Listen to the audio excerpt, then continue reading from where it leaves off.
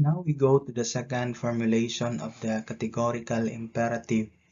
A major moral implication of the formula of universalizability is the respect for person or respect for humanity. It is expressed as follow the formula of end itself. Act in such a way that you always treat humanity, whether in your own person or in the person of any other, never simply as a means, but always at the same time as an end. So for Immanuel Kant, persons are ends in themselves. Hence, they must not be used as means for other ends.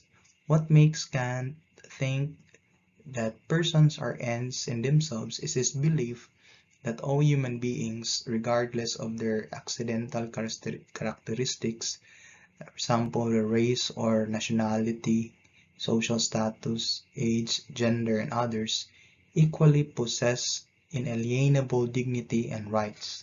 Any act insofar as they degrade human dignity and rights necessarily violates this formula. As one of the foundations of Kant's categorical imperative, this formula is unconditional, that is, regardless of the goodness of purpose or of consequence, any act that treats human beings as means or as a tool or as an instrument to an end is always wrong, even if people give their consent, informed or not, voluntary or forced. Treating them as mere instruments to achieve whatever ends is still morally wrong. At this point, it should be clarified that this formula does not mean that doing something for others or asking people to help us or employing them for legitimate work is a degradation of man's humanity. Kant rebukes the deliberate attempt to make man commit an unethical act or things against his will for other ends. Slavery, prostitution, and exploitation of labor are examples of which no reason could suffice to justify their morality. These acts treat persons as means and absolutely degrade man's dignity and rights. For Kant, man, and generally rational being, exists as an end in himself or herself, not merely as means to be arbitrarily used by this or that will, but all his actions, whether they concern himself or other rational beings, must be always regarded at the same time as an end. Kant therefore stresses that man is not a means to an end, he is an end in himself. This principle of humanity, however, is for Kant not derived from experience. It is all a priori. It calls for man's unconditional respect for his fellow men. Kant hates actions that lead to the dispersonalization, dehumanization, and the alienation of man. Like in the first categorical formula, applying this formula is not complicated. It only requires the asking of personal question and honesty in answering it. Before we do an act, we should ask ourselves, will my action treat myself or other persons as means to other ends? Or will my action degrade my dignity as a person or the dignity of others?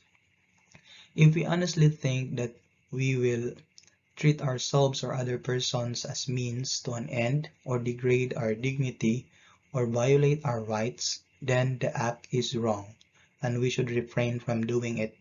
If we think that the act will not treat us means or whatever end to whatever end, then the act is morally right and it would be fine to commit to do it.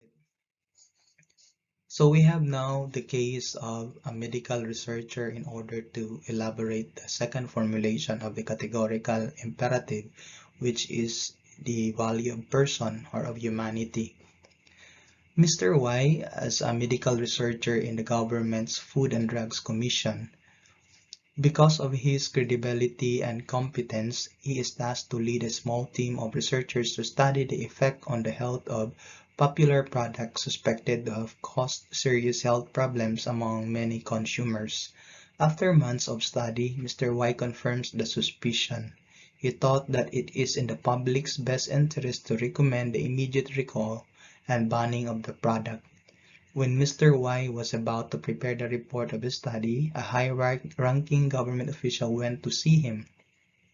The official requested Mr. Y to reconsider his findings so as not to damage the image of a very benevolent corporation which manufactures the product. The official assured him that the product is safe and stressed that it must stay that way. Before the official left, he made clear that Mr. Y needs to make a new and better report, otherwise he should start looking for another job. Aware that he badly needs his job, Mr. Y faces the dilemma of whether to write a truthful report or do what the government official wanted him to do, suppress the truth. What should Mr. Y do? It is clear in this particular case that Mr. Y is deliberately forced to perform an act against his will. Pressuring Mr. Y do an unethical act, that is, to suppress the truth and make fallacious pronouncements about the product, is a degradation of his human dignity. Writing a fallacious report declaring the product as safe would also mean the unfair vindication of a company which has already caused a lot of harm to people. This shows that Mr. Y treated as a means to a selfish end and not an end in himself. So, applying the second formula of the categorical imperative, act always so as to treat humanity in your own person or in that of another as an end in itself, never merely as a means. It becomes clear that writing an erroneous report is unethical. The most ethical course of action, therefore, is to write the truth about the product regardless of its consequence. As we have already noted, it is the thought of consequence of our action that forces us to opt for an unethical course of action. And in this case, it is the fear of losing one's job that will most likely distort our perception of what is good and what we ought to do. Ignoring the consequence of our act, therefore, would make us more objective in making decisions and in choosing the most ethically appropriate course of action. So that is the second formulation of Kant's categorical imperative.